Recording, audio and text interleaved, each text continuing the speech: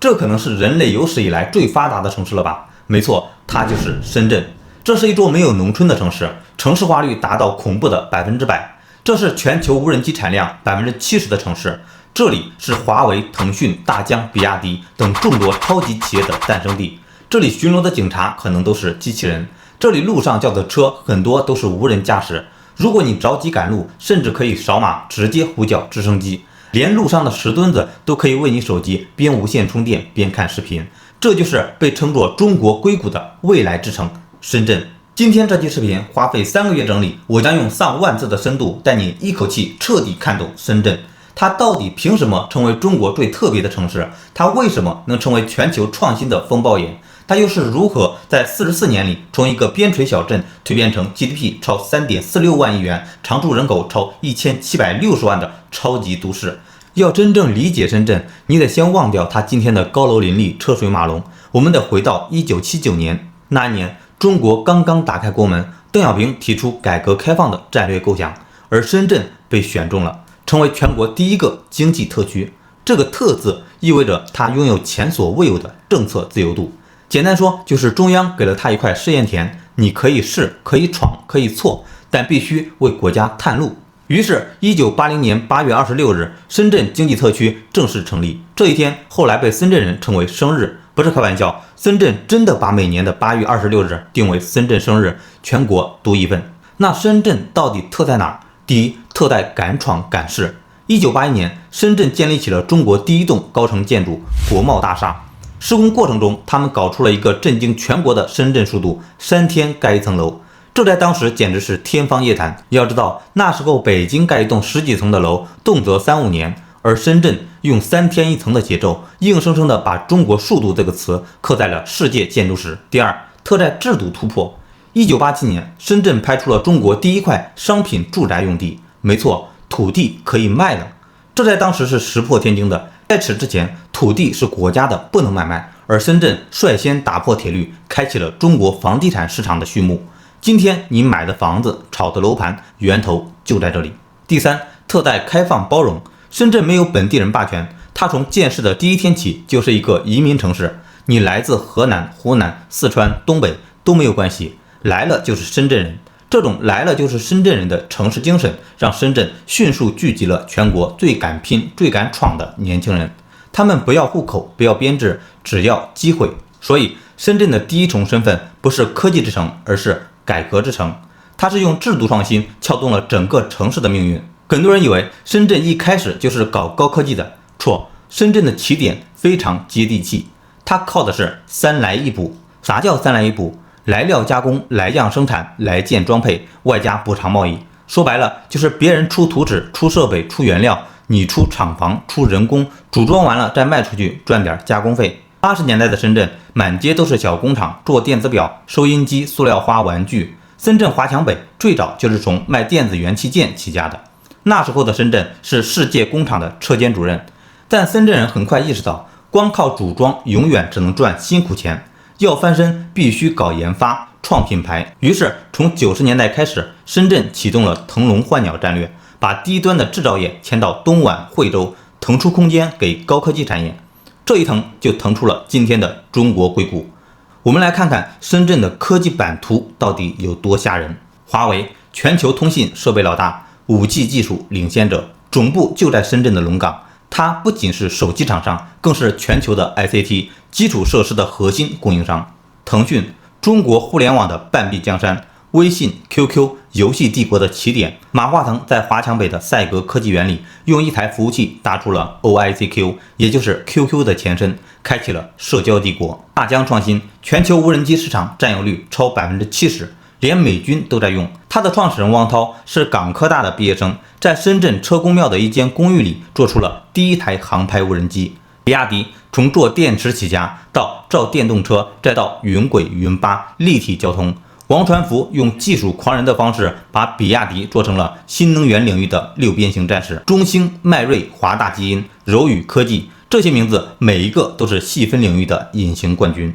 更可怕的是，深圳的创新不是靠1-2家企业撑场面，而是形成了一个创新生态。什么叫创新生态？就是你在这里从想法到产品链条极短。你想做个智能硬件，华强北走一圈，电阻、电容、芯片模组、外壳模具，3天就能凑齐原型。你想找投资人，南山科技园、深圳湾创业广场每天都有路演和咖啡局。想招工程师，深圳有超过200万的科技从业者，全国第2。这里有个数据，你可能不信，深圳的研发投入占 GDP 比重超过 5.5%， 比肩以色列、韩国，远超全国平均的 2.5%， 而且 90% 以上的研发机构是在企业， 90% 以上的研发人员也是在企业， 90% 以上的专利由企业产生，这就是企业主导创新的深圳模式。所以深圳不是政筹贵出来的，而是市场长出来的。它用40年完成了一场从代工组装到原创引领的惊天逆袭。你可能会问，全国那么多城市搞高科技，为什么只有深圳成了创新之都？答案藏在它的3大逻辑里。第一，市场化的基因深入骨髓。深圳没有央企总部，没有老牌高校，甚至连本地财团都很少。它的企业几乎全是草根逆袭。华为是任正非凑了2.1万元起家的，腾讯是马化腾到处找投资，差点把 QQ 卖掉的，大疆是汪涛被导师骂你做不出来，结果硬是做出来的。这种白手起家的环境逼出了最纯粹的市场化竞争。在深圳，没有人看你出身，只看你能不能解决问题，创造价值。政府的角色不是指挥者，而是服务员。修路、搭平台、减税、给政策，让企业自己跑。举个例子，深圳的高新企业认定流程最快7天就能走完，而在很多城市可能要3个月。这种效率让创新者愿意来，留得住。第二，产业链集群效应无敌。深圳最可怕的地方是它有一个硬件创业的天堂——华强北。华强北是什么？它曾是全球最大的电子元器件集散地。在这里，你能找到任何你能想到的电子零件，从一个电阻到一块主板，从传感器到显示屏，应有尽有。更绝的是，它形成了一个1公里创新圈。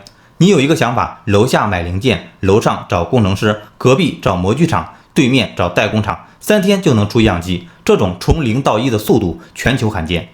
虽然现在华强北也在转型，但它留下的产业基础让深圳在硬件创新上始终领先一步。比如大疆的无人机、华为的基站、柔宇的柔性屏，背后都有华强北供应链的影子。第三，移民城市的鲶鱼效应。深圳常住人口平均年龄只有33岁，是中国最年轻的1线城市，而且70%以上是外来人口。这意味着什么？意味着这座城市没有躺平的土壤，人人都是奋斗者，人人都是闯入者。你不想干，有的是人想干。这种高压锅式的竞争环境催生了极致的效率和创新动力。在深圳，加班文化确实存在，但背后是多劳多得的现实逻辑。你搞出一个专利，可能立刻就被猎头盯上，薪资翻倍；你做出一个爆款 APP， 可能下个月就能被大厂收购。所以深圳不是卷，而是机会密度太高，你不动，机会就溜走了。如果说北京是帝都，上海是魔都，那么深圳就是一座没有故乡的城市。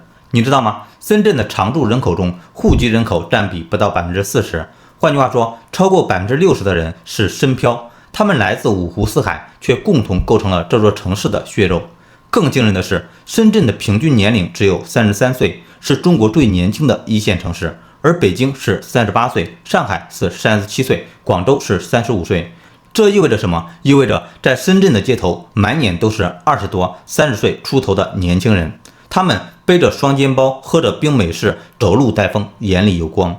这种人口结构造就了深圳独一无二的社会生态。它没有本地文化的包袱，没有老派规矩的束缚。在这里，没有人问你老家是哪儿的，只问你做什么工作的。来了就是深圳人。这句口号不是宣传语，而是现实。但问题来了，一座城市如果全是外地人，它靠什么凝聚？靠什么治理？深圳的答案是用规则代替人情，用效率代替关系。举个例子，在深圳办企业，从注册到开户，全流程网上办理，最快1天搞定。你不需要找熟人，也不需要请客送礼，政府系统直接对接市场监管、税务、社保，一键完成。这种去人情化的治理模式，让陌生人也能快速融入，安心打拼。再比如，深圳是中国第一个推行积分入户的城市。你想拿户口，拼的是学历、社保、纳税、专利、志愿服务，而不是有没有亲戚，是不是本地人。这套制度把公平竞争刻进了城市基因。但沪漂也有代价，最现实的问题就是住房。深圳是中国房价收入比最高的城市之一。2024年，深圳平均房价约 7.5 万元每平方米，而人均可支配收入约 7.8 万元每年。这意味着一个普通家庭不吃不喝50年以上才能买得起一套房子。所以，深圳的打工人大多住在城中村合租房、公司的宿舍、白石洲、上下沙、港厦、黄岗这些城中村城市深漂的第一站。10几平米的小单间，月租2000到3000元。虽然拥挤，但胜在交通便利、生活便宜。但深圳没有放任贫民窟蔓延，它搞出了中国最激进的城市更新模式：拆除重建加保障型住房。比如南山的白石洲，城市深漂的宇宙中心，住了近15万人。2020年启动旧改，原地重建为高端住宅、写字楼、商业综合体。但同时，政府要求开发商配建不少于30%的保障型住房，包括人才房、安居房、公租房，确保拆了有人住。这背后是深圳的另一面，它在用空间革命重构城市的公平。很多人以为深圳就是罗湖、福田、南山那几个区，错。深圳的行政区划本身就是一部城市扩张史。1980年，深圳经济特区成立时只有327平方公里，仅限于罗湖、福田、南山、盐田4区，被称为关内；而宝安、龙岗、龙华、坪山、光明、大鹏被称为关外，是农村和工业区。那时候，关内是城市，关外是郊区，跨个区像跨省。深圳人说去宝安就像去外地一样。但2010年，深圳做了一件大事，特区扩容，把宝安、龙岗等关外的地区全部纳入特区范围，实现全域特区。这一扩直接把深圳从小深圳变成了大深圳，总面积达1997平方公里，比上海还大。随之而来的是一场轰轰烈烈的基建狂飙。地铁，2004年，深圳第一条地铁1号线开通，到2024年，深圳的地铁运营里程已经突破550公里，覆盖全市10个区，日均客流超800万人次。最夸张的是11号线，时速120公里，被称为地铁中的高铁，30分钟从福田冲到机场。深圳宝安国际机场年旅客吞吐量超5000万人次，国际航线通达全球60多个城市。T3 航站楼造型如福分，科技感十足，被誉为中国最美机场之一。高铁，广深港高铁开通后，深圳到香港只需14分钟，到广州28分钟，真正实现了湾区通城。桥梁与隧道，深中通道连接深圳与中山的超级工程，全长24公里，即桥、岛、隧、水下互通于一体，珠江口东西岸的距离缩短了一半，重塑了大湾区格局。深圳最狠的是它对空间的极度利用。由于深圳是中国人口密度最高的城市之一，所以它的土地资源极度稀缺，深圳不得不向上要空间，向下要空间。向上，深圳有超过300栋摩天大楼，数量全国第2，仅次于香港。平安金融中心599米，是华南第一高楼。而前海、后海、深圳湾一片片超高层建筑拔地而起，宛如钢铁森林。向下，深圳是中国地下空间开发最密集的城市之一，地铁、地下商业街、地下停车场、地下变电站、地下污水处理厂，甚至连地下数据中心都在规划中。深圳正在打造立体城市，把每一寸土地的价值榨干。更前沿的是，深圳在搞未来城市的试验。前海深港现代服务业合作区被称为特区中的特区，主打金融、科技、法律、物流，实行比经济特区更特的政策，比如允许香港律师职业跨境人民币贷款、数据跨境流动试点。河套深港科技创新合作区位于深圳和香港的交界，一河之隔，两地共建。这里允许科研设备、人才、资金、数据跨境流动，是中国首个深港协同的科创平台。光明科学城规划面积99平方公里，定位为大湾区基础研究高地，已布局脑解析、合成生物、材料基因组等大科学装置，目前是从零到一的原始创新。深圳正在用空间重构挑战城市的物理极限。我们再说说教育，如果你查中国高校排名，会发现一个奇怪的现象：北京有清华北大，上海有复旦交大，广州有中山华工，而深圳好像一无所有。确实，深圳建市40多年，直到2000年后才真正发力高等教育。它没有985、211，甚至连双一流都只有南方科技大学和深圳大学勉强入围。这恰恰是深圳的反常识策略，不靠挖老牌名校，而是从零建新大学。南方科技大学2011年成立，定位中国版的 MIT。它实行书院制加导师制，全英文教学，自主招生，科研导向。短短10年，南科大在 QS 排名中已进入了中国高校前20，被称为中国高等教育改革的试验田。深圳大学虽然1983年就成立，但长期籍籍无名。直到2000年后，深圳每年投入数10亿升级深大，引进海归博士，建设重点实验室。如今，深大专利授权量全国高校前5。毕业生创业率全国第1，腾讯1/5的员工来自深大。哈尔滨工业大学985名校南下办学，2016年招生，它共享哈工大的品牌与资源，又享受深圳的产业环境，毕业生几乎100%留深就业。中山大学深圳校区、清华大学深圳国际研究生院、北京大学深圳研究生院，越来越多的顶尖高校在深圳设立分校区或研究院。更狠的是，深圳在砸钱搞基础研究。鹏城实验室，国家新一代人工智能创新平台，投入超100亿，主攻 AI 大模型、云计算、6G。深圳湾实验室聚焦生命健康，已产出多项国际领先的生物医药成果。合成生物研究重大科技基础设施，全球最大的自动化合成生物平台，能编程生命。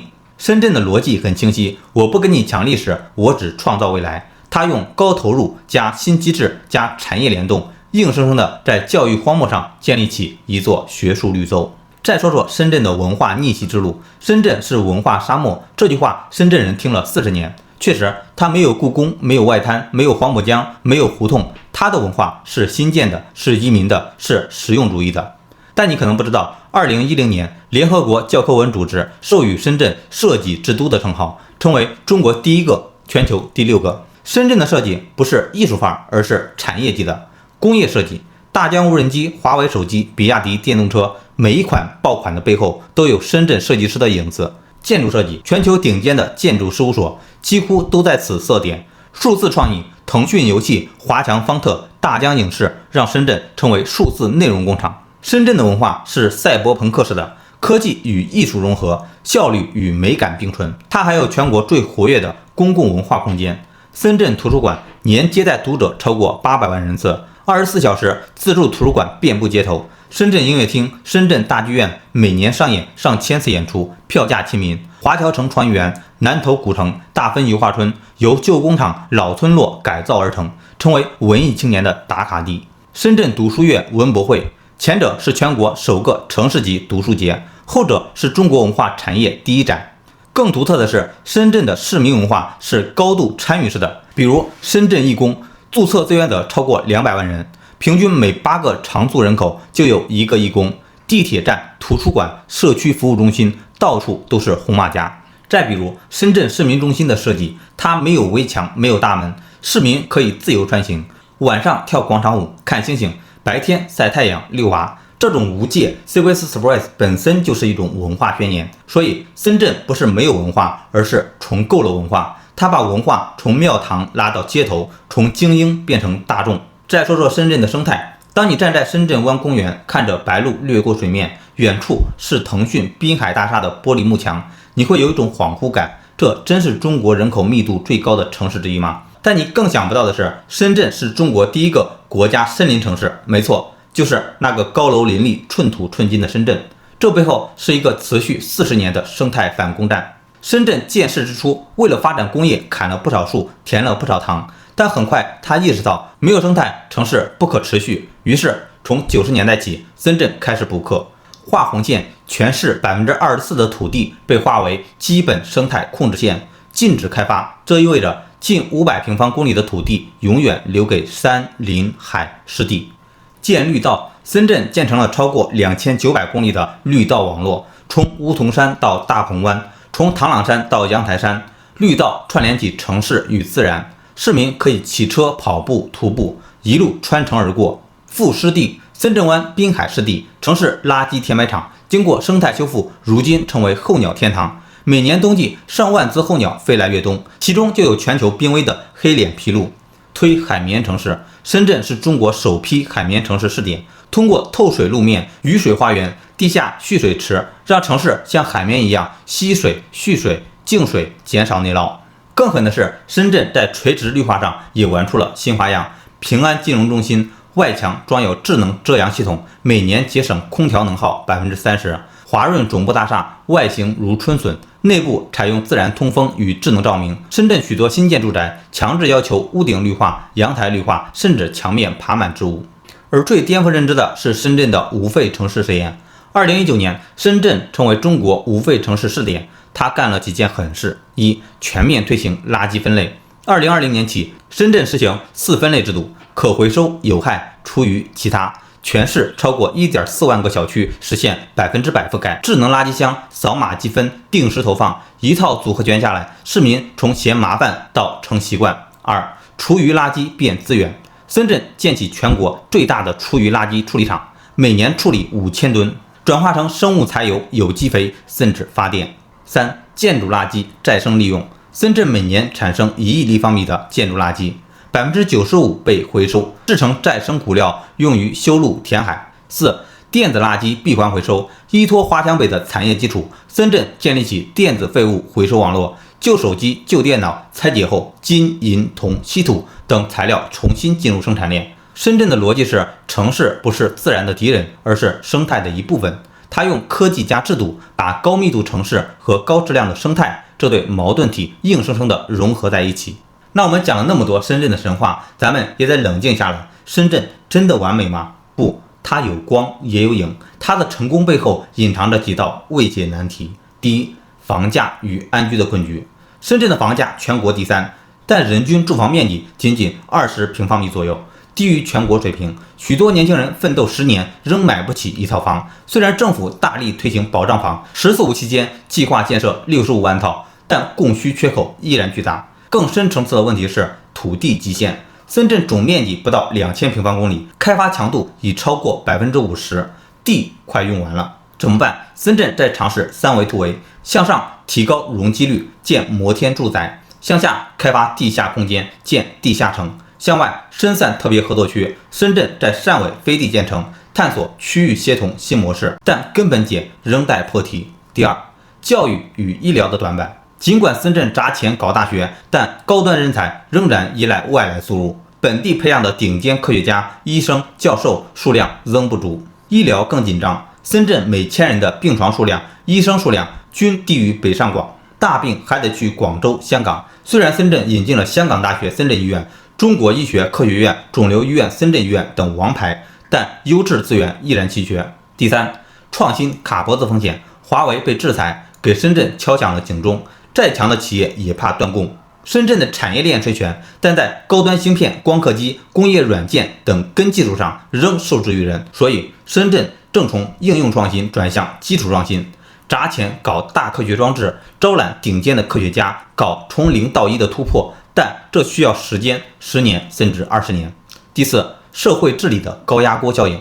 来了就是深圳人，很包容，但深漂的归属感依然薄弱。户口难拿，孩子上学难，老人养老难，仍是现实的痛点。而高强度的工作节奏也让过劳、焦虑、孤独成为城市病。深圳的心理咨询热线拨打量常年居高不下，所以深圳正在补人文课，建更多的学校、医院、养老院、社区中心，让城市更有温度。深圳的未来，它将走向何方？站在2025年，我们该如何预判深圳的未来？3条主线正在交织成它的下一程。第一，深港融合，打造世界级的湾区引擎。深圳与香港一河之隔，唇齿相依。过去，香港是金融中心，深圳是创新中心。未来，他们要合体，河套合作区，深港共建科技创新共同体，科研资金、设备、人才自由流动。前海扩容，打造国际法务区，吸引全球律所、仲裁机构，成为中国涉外法治高地。跨境数据流动试点，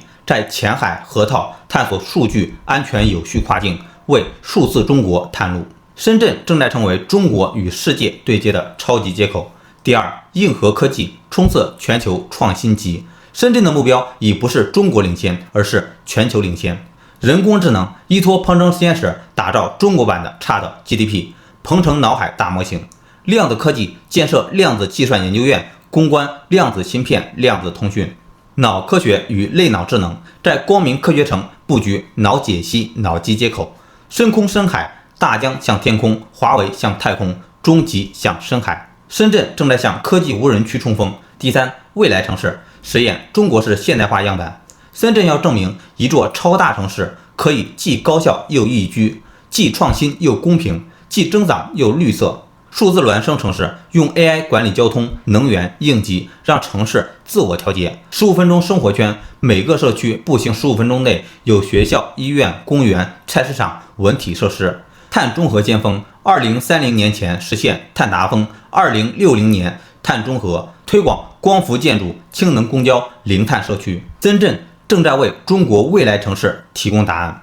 回望44年，深圳做对了什么？他没有躺在政策上等靠要，而是把特区2字活成了特别能创新、特别能改革、特别能开放。他没有迷信历史底蕴，而是用移民精神锻造出了敢为天下先的城市性格。他没有被高房价内卷压垮，而是不断自我革命，从世界工厂到创新之都，再到未来城市试验场。深圳不是一个完美的城市，它有喧嚣，有焦虑，有失落，有挣扎。